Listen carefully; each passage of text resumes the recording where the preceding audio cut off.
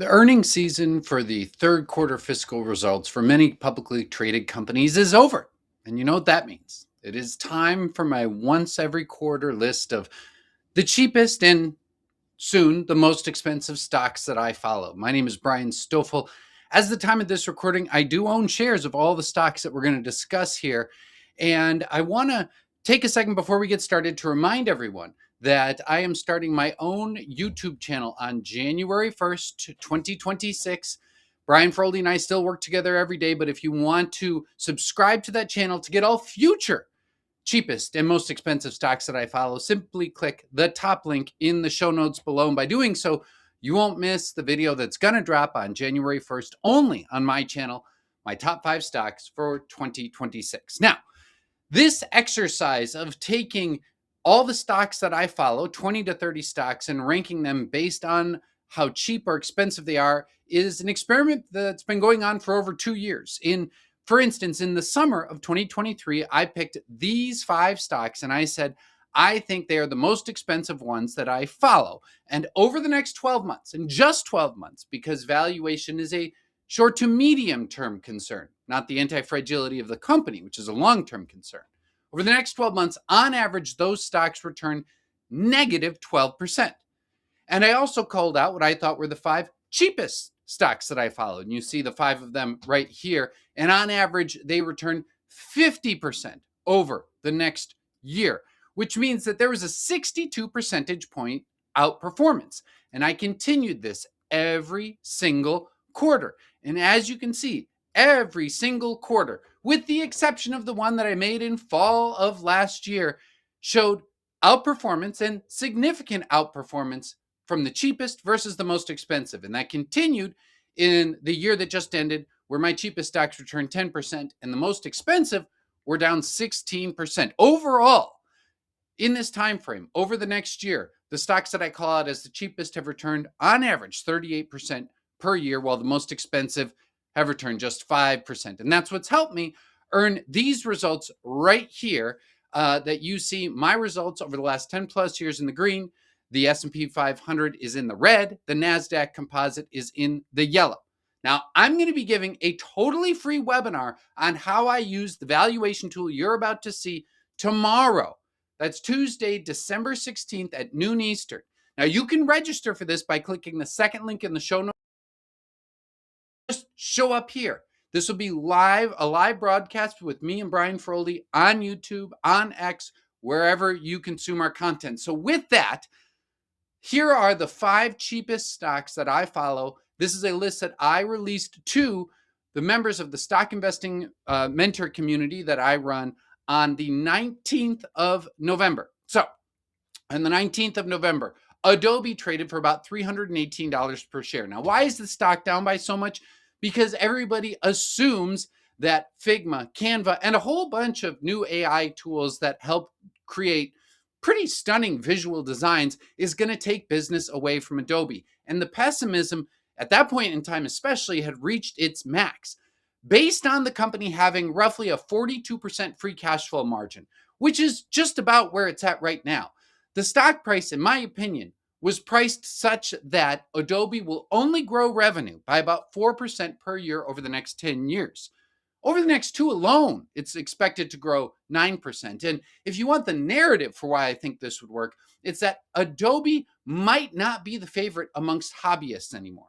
And it is possible that if they don't have an AI set of tools that can match what's out there, especially for free, this will be a losing investment. However, they have a ton of agencies, a ton of different professionals that are locked into their ecosystem. And their job is just to create good enough AI tools so that they stay locked in over the long term and have pricing power because of switching costs. I believe that it's priced today such that it is going to fail in that. I don't think that will be the case. So that's number 5. Coming in at number 4 was Cava. You can think of it as the Mediterranean equivalent of what Chipotle is in fast casual. Now, at the time that I released this, it was priced at about $45 per share.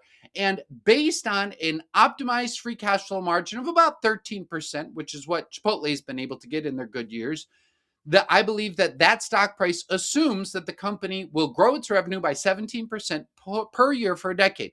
Now, you might think that that's a high bar to go over. However, Cava has aggressive expansion plans, and over the next 5 years alone, the number of locations that it served is expected to grow 17%. So think about it. It needs to grow its revenue 17%, and the number of locations it has is going to grow 17%. On par, that just means that comps or comparable store sales need to just be flat to 1% growth moving forward. Now, it is true that's about where Cava is right now, but we are in a very, very depressed market for fast casual chains. I don't think that that will be the case every year for the next 10 years. And it's worth noting that Cava is actually performing much better on comps than many of its peers. So that is why Cava landed at number 4. Coming in at number 3 is Duolingo. The time that I released this to my community, it was trading at about $174 per share. Now, it's no secret what's going on here. When Duolingo came out with their second quarter earnings, the stock shot through the roof. And on the same day, ChatGPT 5 was released and it had new language learning abilities. And since then, fears over AI taking over what Duolingo has have been rampant. And it is true that I think that the company probably does have what I'm calling a leaky funnel, where they're having a tough time getting their more wealthy users to transition from becoming free users who are served ads to paying users, especially at the max tier. Now, they have to solve this problem. Let me be clear, if they don't solve that problem, then this won't be a good investment. They also need to expand beyond language learning, which has been their mission from the very beginning anyway. They're seeing some good traction in chess, but there's a lot of other areas where they can do well as well, in my opinion. Now, the thing is that this stock is priced for it to collapse. If we factor in 35% free cash flow margins, which is already in the ballpark of where Duolingo is today, then the market is only expecting this company to grow its revenue by 10% per year. Over the last couple of years, it's grown it at an average of about 40% per year. And over the next 2+ years, it's expected to grow at twice that rate. They need to be able to show that they can get people to convert to becoming paid users and that they can be more than just a language learning app. But if they can do that, I believe the shares are a steal. Now, coming in at number 2 is Sea Limited. For those unfamiliar, this company functions primarily, though not exclusively, in Southeast Asia. It has a gaming unit, Garena. It has an e-commerce platform like Amazon, Shopee, and it has a fintech payment option, something a little bit like PayPal, called Money. Now, when I released this to my community, it was trading at $144 per share. Today, it's even cheaper. And here's the thing.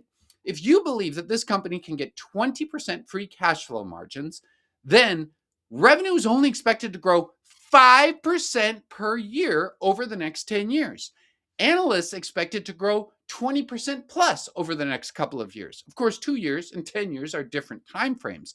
But the bottom line is that the market really believes that TikTok Shop is going to be able to either cause a pricing war that means that Shopee is going to have to give away tons of things at reduced prices like fulfillment, or they believe that they're going to lose their gaming division altogether. I don't think that that's what's going to happen, which is why I think shares are a pretty good deal today.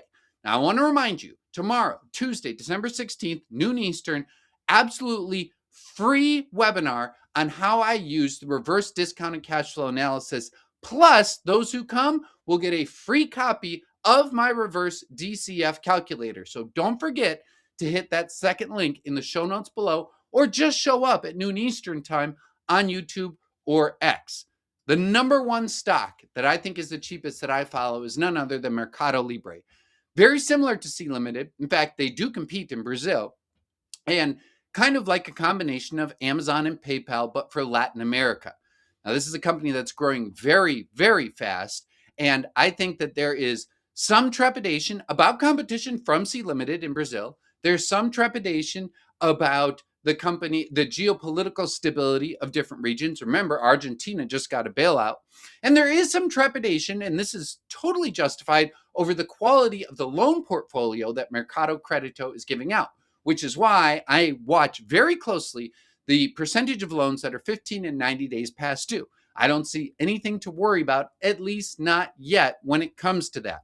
If we assume that Mercado Libre can have 20% optimized free cash flow margins, and that's after kind of factoring out the weird inflated free cash flow the company naturally has right now because it's assuming a fintech posture in half of its business, well, then I believe that the price today says that the company is only going to grow about 7% per year over the next 10 years.